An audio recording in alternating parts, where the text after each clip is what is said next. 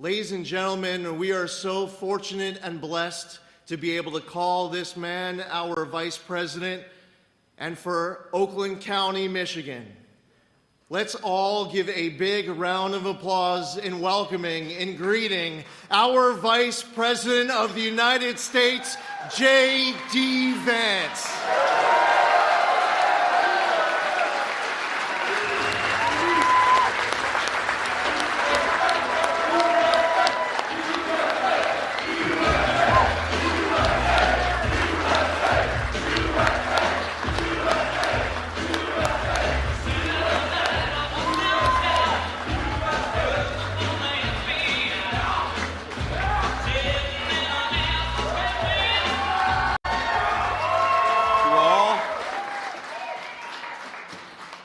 Well, it is great to be back in Oakland County, Michigan, and I got to say, we have an amazing leader at the Environmental Protection Agency in Lee Zeldin, don't we? Lee, you do an amazing job. Let's give him a round of applause.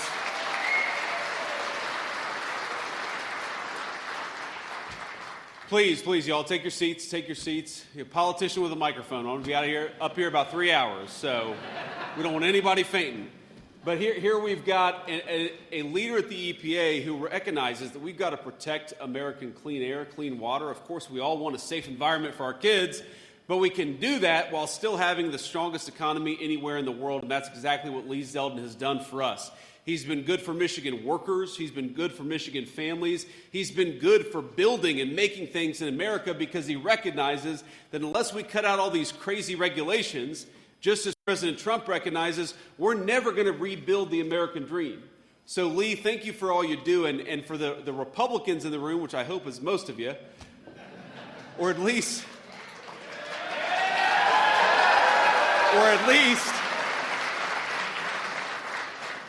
the independent-minded Democrats and independents, Lee is the reason why we have a Republican Speaker of the House right now. Nobody knows that or appreciates that because a couple of years ago, Lee Zeldin was the New York gubernatorial candidate at a time where, of course, it's very hard for a Republican to win the New York governor's race, but he so overperformed and did such a good job in that race that he drug a number of New York congressmen across the finish line. They're in Congress today enacting good policy because Lee Zeldin ran a hell of a race. So thank you, Lee, for everything that you do.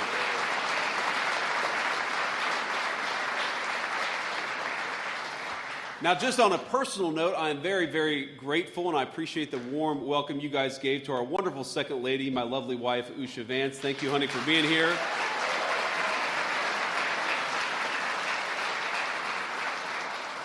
Usha is now 22 weeks pregnant with baby number 4, so we're very excited about that.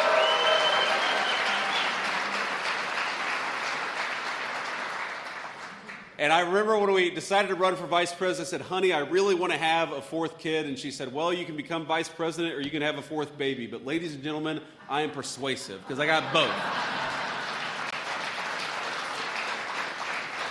But let me just say on one other personal note. So we left Washington this morning, which has the craziest weather anywhere maybe I've ever lived in my entire life. Washington, D.C., it's, if you hate the weather, just wait 10 minutes because it's going to change. So we get on the plane, and I look at my staff, and I say, it is cold in Washington. I hope that we're going someplace warm. And they said, well, we're going to Auburn Hills, Michigan. And I said, oh. I bet it's not warmer in Auburn Hills, Michigan, but you know what? Cold weather makes hardy people. It makes great American workers, and this is the hardest working state anywhere in the union with the best workers.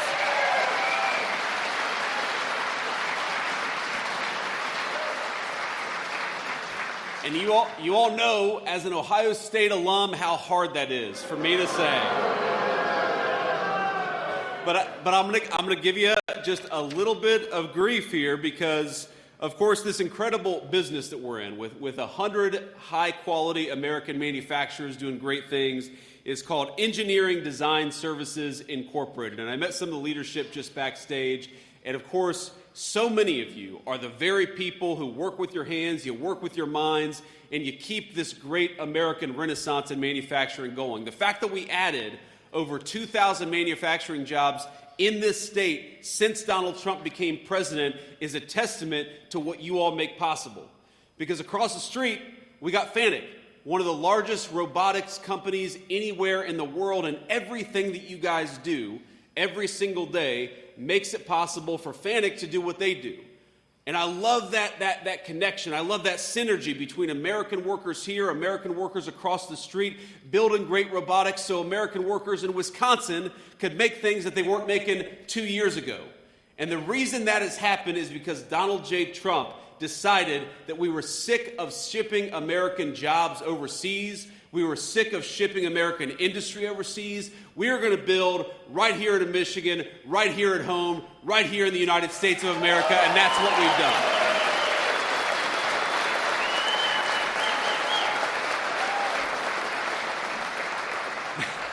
Now that said, as proud as we are of the great robotics that are happening right here and across the street, do you know that, and you all should be very proud of this, you know, Michigan is the #2 state in educational robotics adoption. I didn't know that until I was talking with somebody backstage. The #2 state out of 50.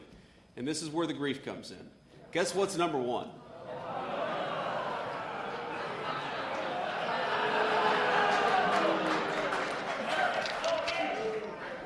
Sir, I won't even repeat it because I'm going to get absolutely ran out of town if I say that.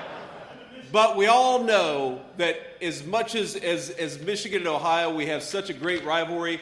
We have that rivalry because these are two of the states that are the proudest when it comes to building things and making things and creating the American dream. And that's why I love this state.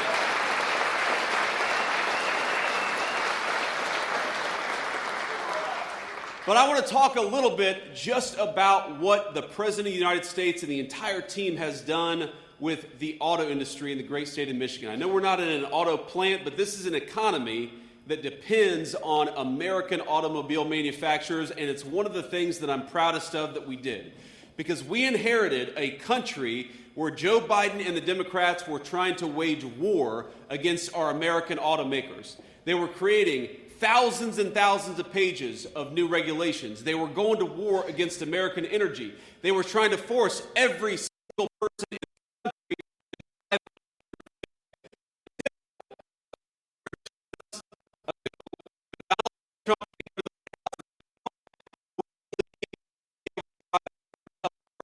the United States of America because we want people to choose.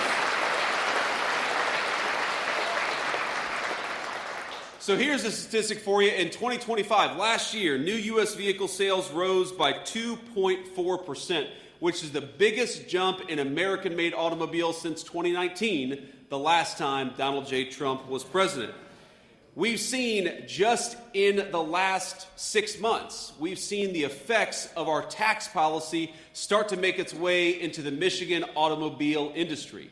You know, those working families tax cuts that Lee helped get passed and John James and so many of our great Michiganders helped make happen, that is real money in your pocket. And for our businesses, that means they can hire more, that means they can create more jobs, that means they can invest more in our great country. You know, those working families tax cuts mean no taxes on Social Security.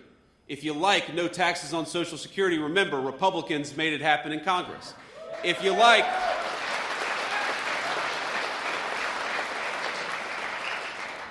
like no taxes on overtime, because we've got a lot of great overtime workers just here in this place, you ought to thank a Republican in Congress because congressional Republicans made no taxes on overtime happen, and Democrats fought us every single step of the way. And if you happen to believe that lowering taxes for people making less than $100,000 a year, and everybody else, by the way, is good policy, then again, we got to remember that it was congressional Republicans that made those victories happen. And I happen to believe, I'm fundamentally, I think a lot of you know this, I'm an optimist about this country. I think that we have great Democrats, great Republicans, great independents, but the Democrats in Washington, D.C. are a different breed from the Democrats that exist in most of the rest of the country. Yeah, I was raised by two working-class Democrats. They were patriotic. My grandfather was a union steelworker for pretty much his entire life. I don't think he would understand the Democrat Party of Hakeem Jeffries and Chuck Schumer and Nancy Pelosi.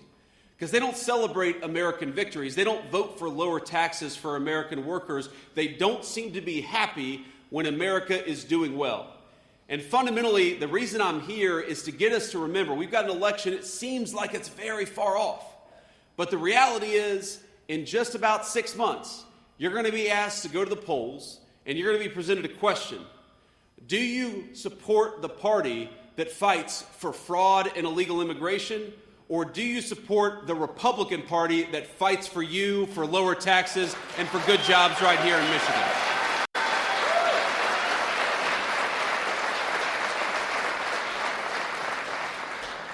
And I want to make sure I read off, things that I learned about just on the airplane that are happening to this incredible state. You know that Detroit Diesel, one of the biggest engine manufacturers, announced it was adding a third shift and recalling laid-off workers that had been laid off last year. Why do you think that happened? That happens for two reasons. Because we've got tax policies that promote the investment in the American worker, and because the President of the United States, for the first time in my entire lifetime, was willing to say to the rest of the world, you're done poaching our industry, you're done poaching our jobs. If you want to build right here in the United States of America, you get a big fat tax cut. But if you're trying to undercut the wages of American workers and bring in cheap garbage from overseas, you're going to get a big fat tax increase because we're protecting our workers and we're protecting the jobs that support them.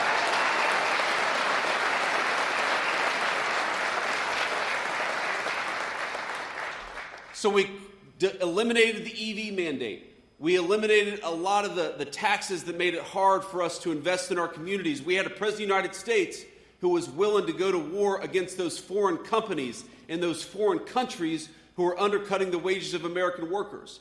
And that is how you get the results that we have seen just over the last 14 months.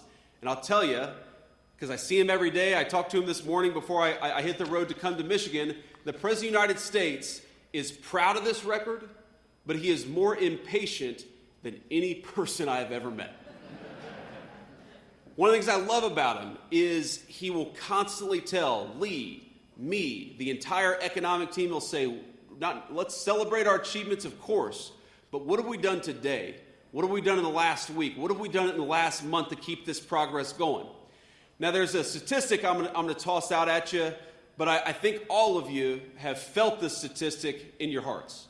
Because under the Biden administration, the average American worker lost $3,000 in take-home pay.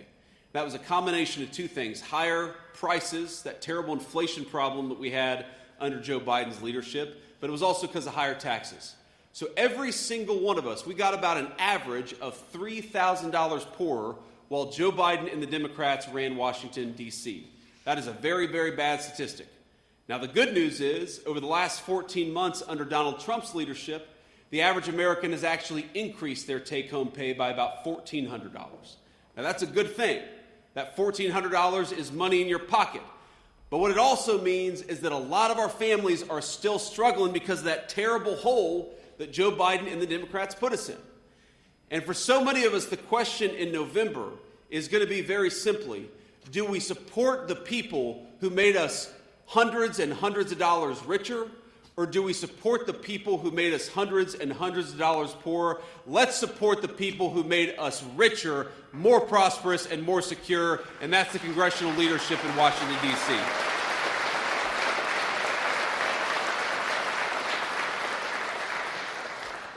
Because here's the thing, I landed, I don't even remember which airport we landed in, but it was about a 20-minute drive from there to here. And I was looking around and I was thinking to myself, again, this is why, even though I'm an Ohio State guy, I love this state, it reminded me so much of my hometown. You've got some of these beautiful old homes that I saw, places that are harken back to an era of American greatness when we built these beautiful buildings, and some of them looked amazing, and some of them, let's be honest, looked like they were struggling. I drove through some areas that were clearly struggling. I realized that America sold the highest number of my entire life. We said everybody, whether it was on Wall Street or a foreign company or foreign competitor, we were going to sell out the American dream of the people right in this room so that somebody could make a quick buck, or so that some foreign competitor or some foreign country could get rich off of the infrastructure that the United States of America had built over 250 proud years. And what I realized driving through this area is that the American Renaissance, ladies and gentlemen, $1,200 richer in 14 months is a lot, but there is so much more that we can do together. There is so much more to be built, so much more to be reclaimed, so much more to be made anew in the United States of America. But it's not going to happen by going back to the failed policies of Joe Biden and Nancy Pelosi. It's going to be by doubling down on the policies of Donald J. Trump and the people who love this country.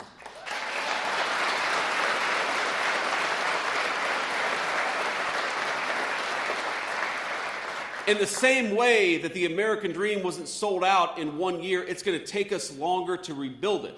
And what is really at stake in this election in November is fundamentally, we've done so much good, and we've built so much, and we've been able to do a lot for the American people, but the Democrats threatened to take us straight back to where we were just a few short years ago. And we all know the economic statistics. We all know the fact that we felt it in our pockets, that everything from groceries to our home electricity bill was going up at a level that it hadn't gone up in 40 years under Joe Biden. But it's not just that. Because the American dream, my friends, as you all know, it's not just about going out and being able to buy something, as important as that is. It's not just about the economics, the dollars and cents, though of course we demand that our citizens become more prosperous. It's also about peace and security. It's about being safe in your own home. It's about what I think of as a classic American idea that just because you grew up in a poor family like mine doesn't mean you shouldn't be able to walk down the street in safety and security in your own country. And that is what Joe Biden and his leadership and Nancy Pelosi and all these clowns in Washington, that is the thing that they tried to take away the most from us. Where do you think the fentanyl that flooded our streets and killed hundreds of thousands of our citizens came from? It came from Joe Biden's wide open border. Where do you think the highest crime rates, the highest murder rates came from during that administration? They came from the fact that we went to war on the police rather than on the criminals who committed crimes. Where do you think the fact that we had elevated murder rates, not just in our big cities, but in our small towns, because we let in hundreds of thousands of violent criminals into the United States of America? So when I talk about the American dream, I mean, number one, that I want you to have a good job that pays you a good wage, that allows you to put food on the table, but also take a couple of nice vacations every year. But what I also mean is that we need to get the people who are making our cities less safe the hell out of our country and focus on American citizens first.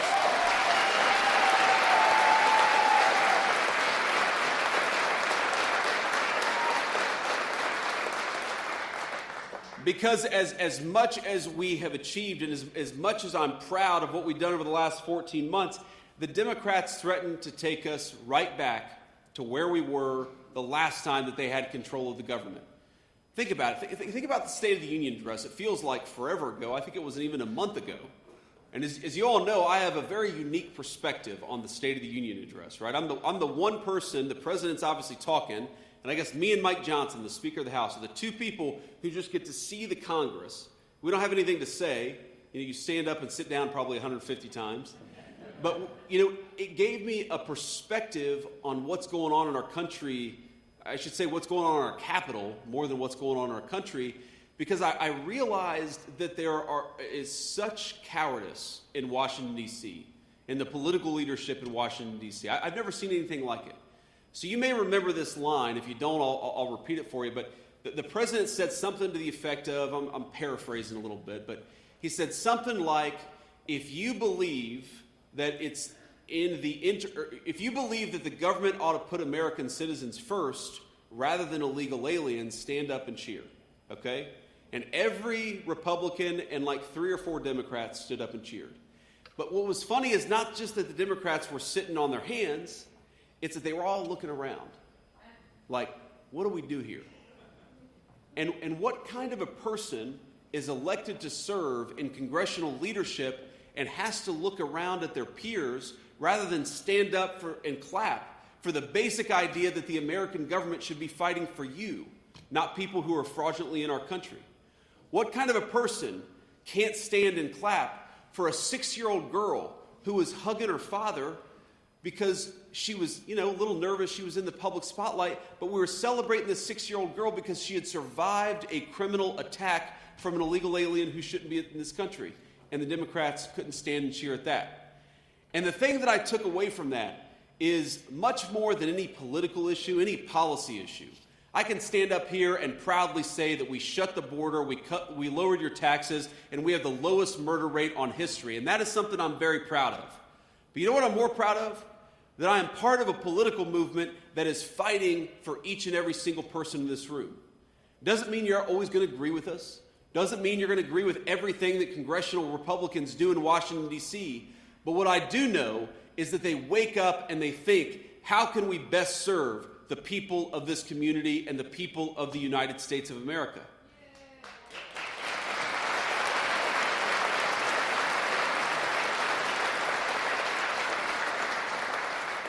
And that is the biggest dividing line, and it breaks my heart to say it. The biggest dividing line in our politics is not tax policy or regulatory policy or even immigration as much as you and I care about all these things. The biggest dividing line in our country is that we have in Washington, D.C., one political movement that is dedicated to fraud, to illegal immigration, and to making sure that this country is safe for them rather than safe for us.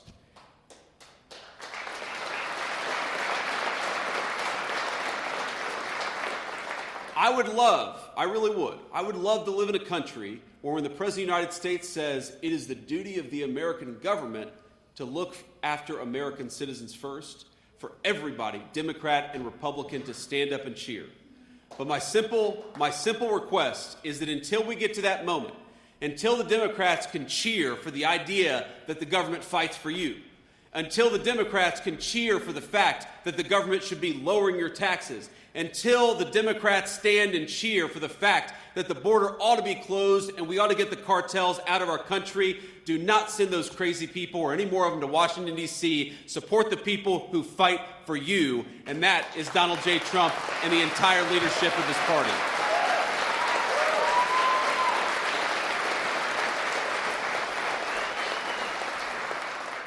Okay, so I've said everything, or at least most of what I want to say here, but I want to just give I want to give one note of shout out to our fellow Americans in this community who have suffered a little bit in the last couple of weeks, and then I'll take some questions from the reporters. So I believe we're only about a half an hour or so away from the facility Temple Israel, the synagogue that was attacked by a terrorist not even a week ago, I believe.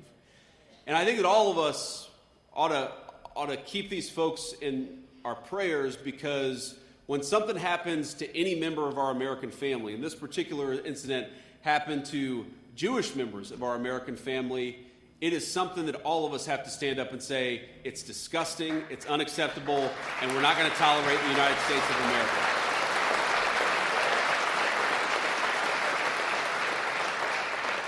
So I hope all the folks from Temple Israel know that we're praying for them, we're thinking about them, from the President of the United States, the Vice President, and everybody else. And we're proud of how you've handled this particular situation, because it is tough. In particular, there was a police veteran who was a security guard by the name of Danny Phillips. And Danny Phillips was one of the heroes that day. He was injured protecting the people in that community. And I hope all of us will give a big round of applause and a prayer to Danny Phillips. He's the very best of this country, and sometimes you see the very best on our worst days.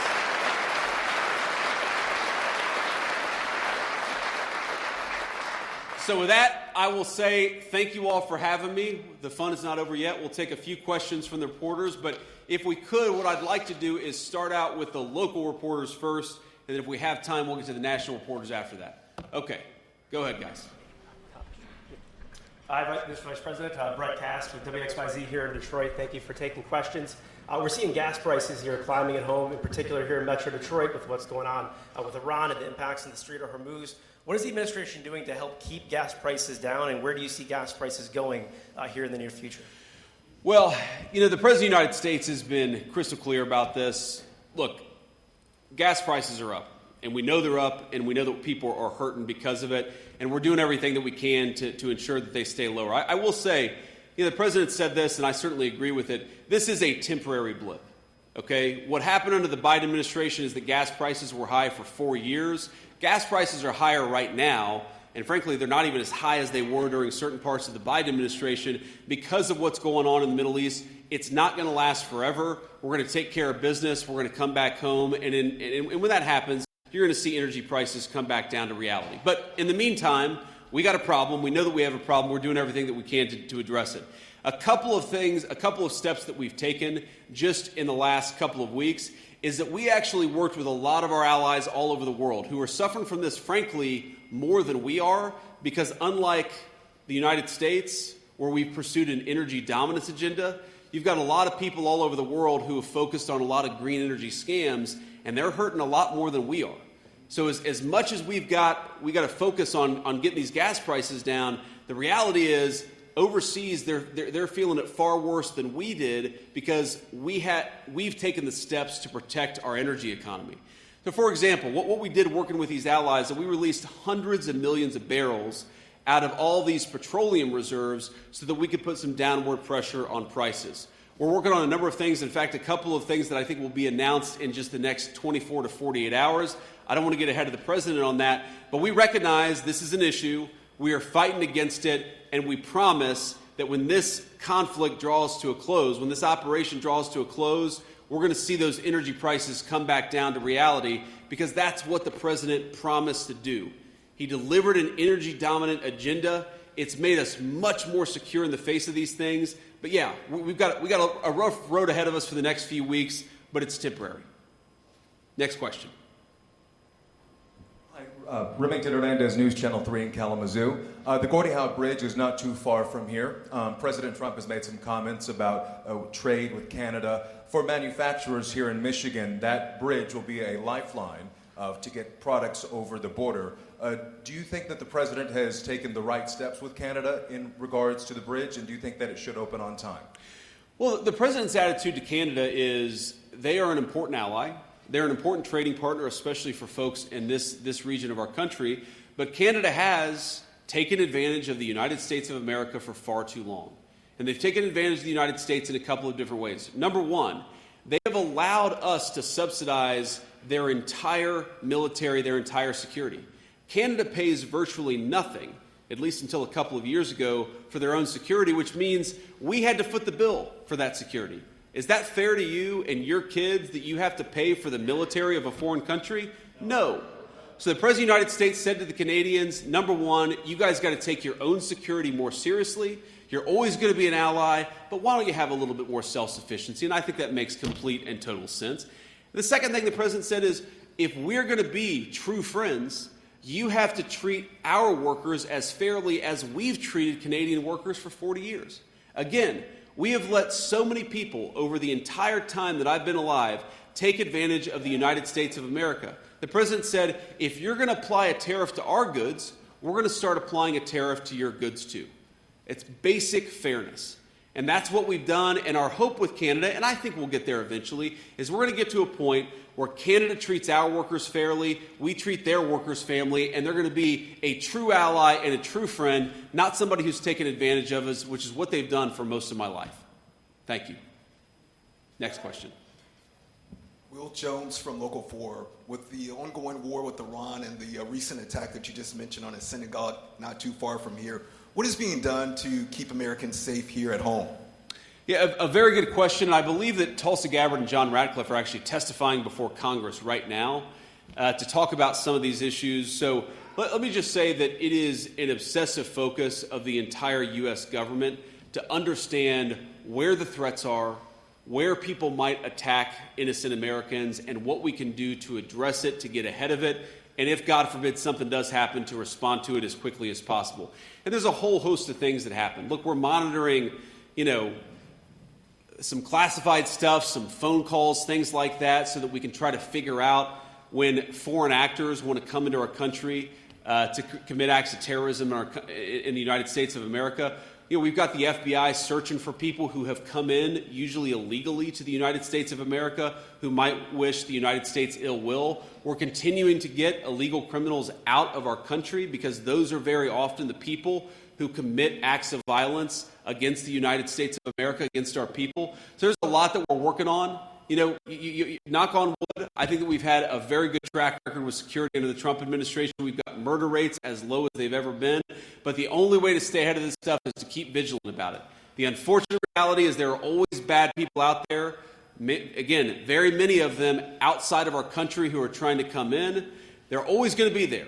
What you need your government to do, what you should expect your government to do, is to stay on top of it and keep you as safe as possible. That's what we try to do every single day. Thank you.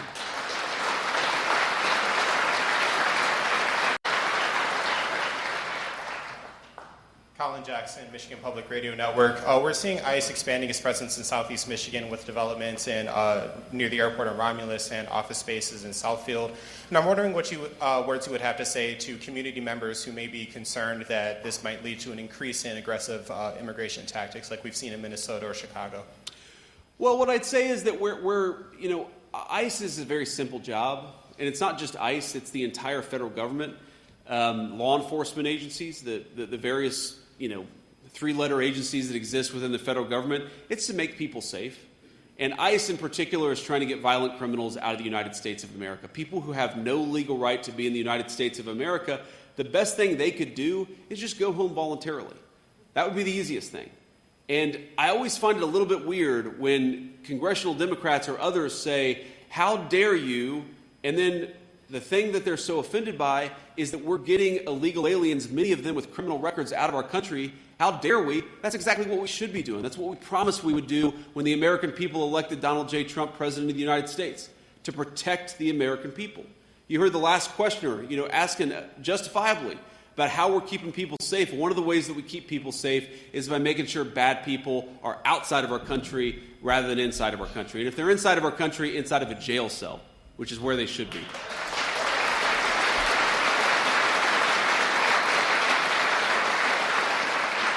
But on this issue of, they're worried about, I forget how you phrased the question. You said they're worried about aggressive enforcement. We have had ICE and immigration enforcement operating in 50 states, in red states and in blue states, in very, very blue cities and very, very red cities without any incident. And the two exceptions, maybe three exceptions, are where? Minneapolis, Chicago, and Los Angeles. Because in those three states, the local political leadership said, do not cooperate with getting violent criminals out of our state or out of our city. Now, I don't understand that. If I'm living in suburban Minneapolis and I find out there's a sex offender, illegal alien living 3 blocks away from me, I'm going to be calling the police and saying, get this person out of my country. But unfortunately,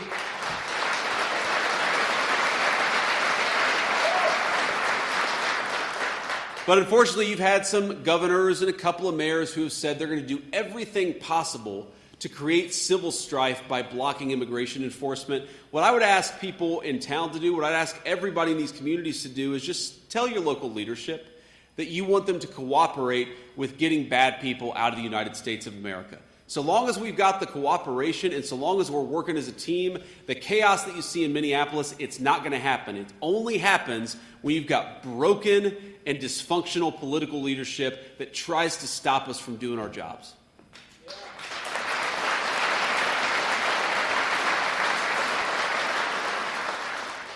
Thank you for taking questions, Mr. Vice President. Craig Mauger from the Detroit News newspaper here.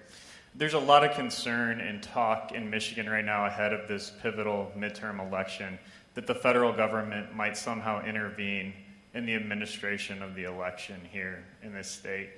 Do you have any promises that you would make that the federal government will not intervene in any way in this election, or what would you tell people in Michigan who are concerned about that? Well, what do you mean by the federal government intervening in the election? That's the first I've ever heard of it, but maybe I don't understand the question. I believe the president has talked about nationalizing elections in recent months himself. It's state. Well, if what you mean by intervening in the election is that we want everybody to have a voter ID before voting in this country, yes, we should be doing that, to be clear.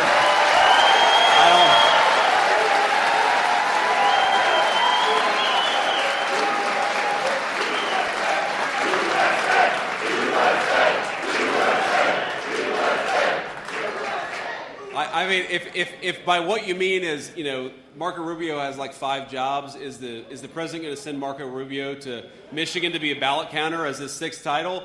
I don't think so. I haven't talked to the president or Marco about it. But look, there's a lot of scare tactics, and there's a lot of scary language floating around there. The president and I have been working very hard, and we actually got a good vote yesterday in the United States Senate on the Save America Act, which is a very simple piece of legislation that does a number of things. But one of the things it does is actually establish this very simple principle that if you're going to vote in a federal election, you ought to show identification before you do so. I think that's very much common sense.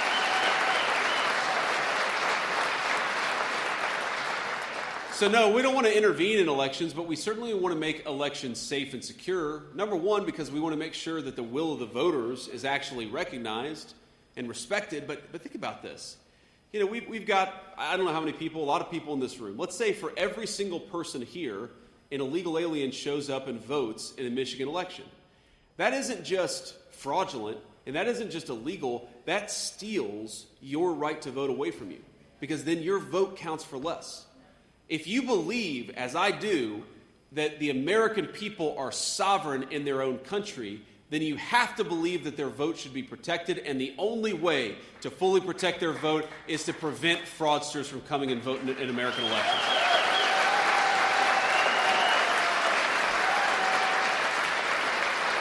Okay. And we'll take just one more question. Hello, Mr. Vice President. Ben Solis, Michigan Advance. Joe Kent resigned from his post over his objection to the war in Iran. He was among those Republicans who was pretty dedicated to Trump's agenda and the MAGA movement. So how does his exit speak to the fracture of that coalition over the war? And what can you say to those who deeply believe in the president's agenda but are really worried about the consequences of what the war in Iran holds? Well, look, I mean, the president has said this, I've said this, nobody likes war. Right? And I guarantee the President of the United States is not interested in getting us, in the kind of long-term quagmires that we've seen in years past. I know the president. I know the way that he thinks about America's national security. That is not a risk with this president at all. What he has also said consistently for 10, 15 years, maybe even longer, is Iran cannot have a nuclear weapon, and he's willing to take action, diplomatic, ideally, but military action if he has to make sure that that doesn't happen. That's all this is about. We don't want the Iranians to have a nuclear weapon. The president's been clear about this, and that's what led to the president's decision of, about 3 weeks ago. Now, you ask about Joe Kent. Now, I know Joe Kent a little bit. I like Joe Kent. You heard the President of the United States say yesterday that he likes Joe Kent, too. But it's one thing to have a disagreement of opinion. I know the president very well. He welcomes differences of opinion. He likes it when people express their views about what should happen. He listens to everybody. It's one of the great things I like about him is that whether you're the gardener at Mar-a-Lago or whether you're the Secretary of the State, the president cares about what you think about an issue. He recognizes that everybody has smarts and everybody has wisdom. That said, whatever your view is, when the President of the United States makes a decision, it's your job to help make that decision as effective and successful as possible. And so the president said this yesterday, if you are on the team and you can't help implement the decisions of his administration, he has the right to make those decisions, then it's a good thing for you to resign. And I think that's exactly right. It's fine to disagree.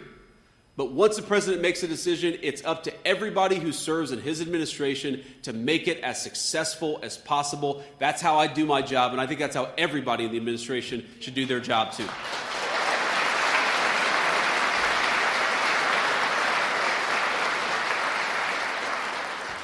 So let me just say this on a closing note here. We're here in the great state of Michigan. I'll head back to D.C. this evening. But I just want to say that I know that you guys are the people who actually make this country run. When a very formative moment for me, just for a lot of reasons, in part because all of our leaders went completely insane, was the COVID pandemic. And remember how they shut everything down? And I kept thinking to myself that I knew a lot of people who worked in manufacturing. I knew a lot of people who continued to go to work because they didn't have any other choice. And frankly, while the United States of America would do just fine with a few fewer people on Wall Street on Microsoft Excel, America doesn't do fine at all if our manufacturers and the people who build and make things don't show up for work and make sure that America has the stuff that it needs. So one of the ways that we think about our administration, one of the ways that we think about our goal is that we serve you. You fought for us for long enough. We have to fight for you. You've done your job for the United States of America, and you're going to keep on doing it. It's time to have a government that works for you. Now, I mentioned this earlier. For my entire life, the story of my hometown was another factory closed, another place that provided good jobs to the moms and dads of my friends was going overseas, another family that faced financial stress because mom or dad lost a job was getting divorced because of the financial pressures created by stupid policies coming out of Washington, D.C. And I just want you to know, I said this the first time I ever spoke as the vice presidential nominee, and I'll repeat it right now, I will never forget where I came from. Part of what we're trying to do, the biggest part of what we're trying to do, is stop the bleeding and reverse it to where factories were closing down for my entire life. Now factories are being built back up. Where engine manufacturers were shutting down shifts, now they're adding shifts. Where people are hiring instead of firing our great American workers. That is what we're trying to do in the Trump administration. In 14 months in, I think that we've got a lot to be proud of and a lot to build on and a lot to keep working at. But I just want you to know, thank you, but I just want you to know that no matter what you see come out of Washington from the crazy radicals, no matter what the media reports on and tells you, the President of the United States sends this message and the Vice President of the United States agrees with it wholeheartedly. You are the beating heart of the United States of America, and the Trump administration will never stop fighting for you every single day. God bless you all, and thank you for having me.